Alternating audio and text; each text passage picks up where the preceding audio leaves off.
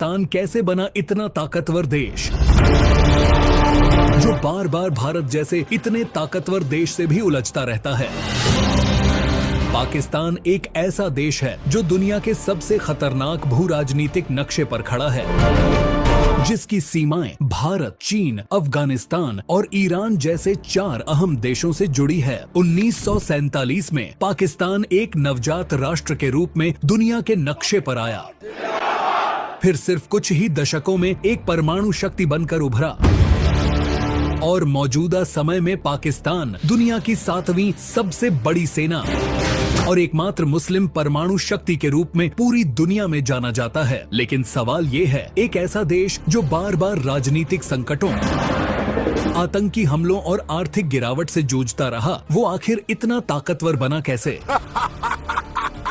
लेकिन वीडियो में आगे बढ़ने से पहले आपके लिए एक सीधा सवाल, आप फिलिस्तीन और इजराइल के बारे में अपनी क्या राय रखते हैं? हमें कमेंट सेक्शन में जरूर बताइए। साथ ही आपसे एक छोटी सी गुजारिश है कि हमारे वीडियो को लाइक और चैनल को अभी सब्सक्राइब कर लें।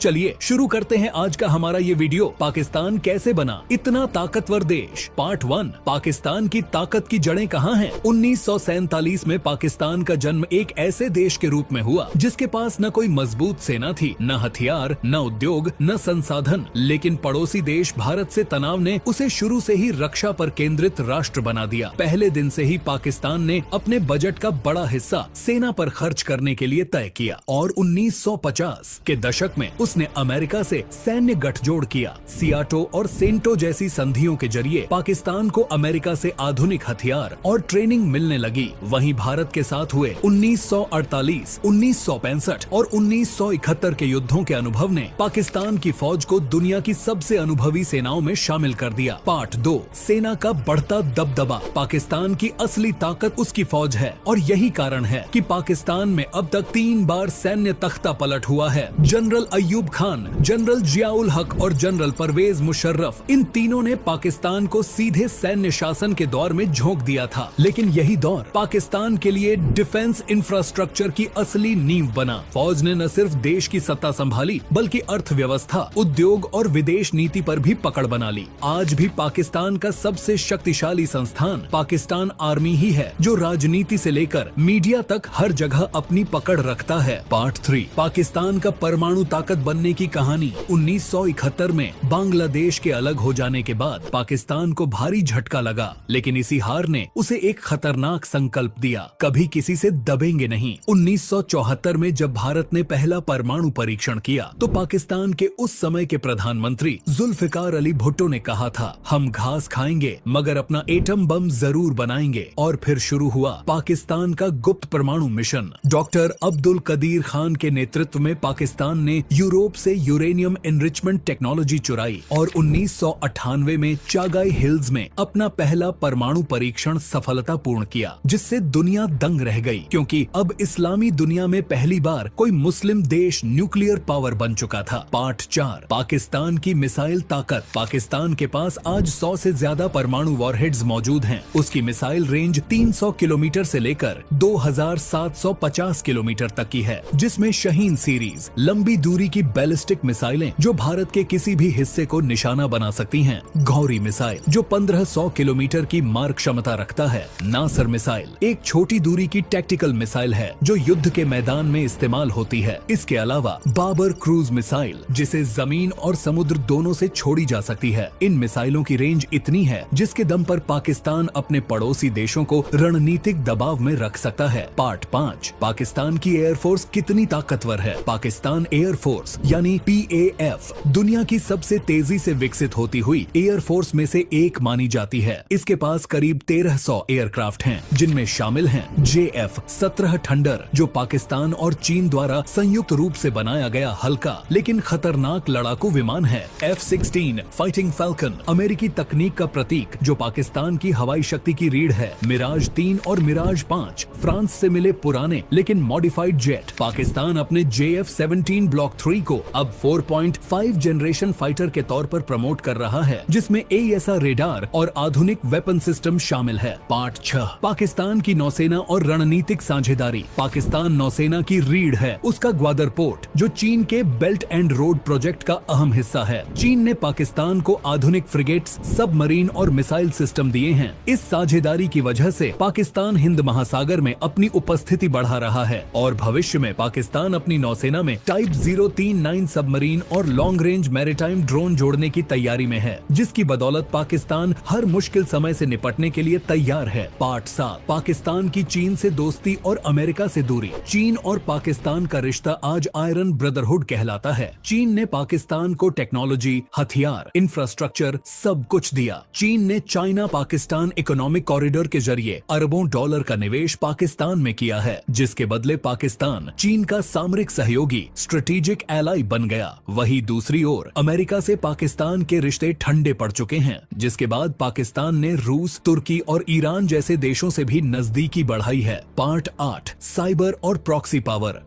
पाकिस्तान सिर्फ बंदूकों तक सीमित नहीं है, उसने पिछले एक दशक में साइबर वॉरफेयर और प्रॉक्सी ऑपरेशंस में भी महारत हासिल कर ली है। ISI पाकिस्तान की खुफिया एजेंसी दुनिया की सबसे असरदार एजेंसियों में गिनी जाती है, जिसने अफगानिस्तान, कश्मीर और पश्चिम एशिया में कई प्रॉक्सी नेटवर्क खड़े किए हैं। यही नेटवर्क पाकिस्तान को बिना सीधे युद्ध लड़े अपने दुश्मनों पर दबाव बनाने की ताकत देता है। पार्ट 9, आर्थिक चुनौतियों के बावजूद ताकत क्यों बरकरार। पाकिस्तान की अर्थव्यवस्था अक्सर संकट में रहती है। IMF के कर्ज, महंगाई, बेरोजगारी, ये सब हकीकत हैं। लेकिन हैरानी की बात ये है कि हर साल पाकिस्तान अपने GDP का लगभग 3.8% से ज्यादा रक्षा पर खर्च करता है, क्योंकि सेना को पाकिस्तान में सिर्फ डिफेंस ही नहीं बल्कि नेशनल आइडेंटिटी माना जाता है। जब भी देश में राजनीतिक अस्थिरता होती है, सेना को राष्ट्र रक्षक के रूप में देखा जाता है। पार्ट 10, पाकिस्तान की मौजूदा स्थिति। 2025 तक पाकिस्तान के पास 6.5 lakh active soldiers, 5 lakh reserve troops, 3,500 से अधिक मिलिट्री टैंक, 170 से अधिक न्यूक्लियर वॉरहेड्स, 400 से अधिक कॉम्बैट एयरक्राफ्ट, 8 सबमरीन्स और 20 से अधिक वॉरशिप्स मौजूद हैं। इसके अलावा पाकिस्तान अपने मिसाइल कमांड, स्पेस प्रोग्राम और ड्रोन प्रोजेक्ट्स पर तेजी से काम कर रहा है। 2024 में पाकिस्तान ने अपने शाहपर द्वितीय और बुर्रक ड्रोन का उन्नत संस्करण पेश किया, जो निगरानी और हमले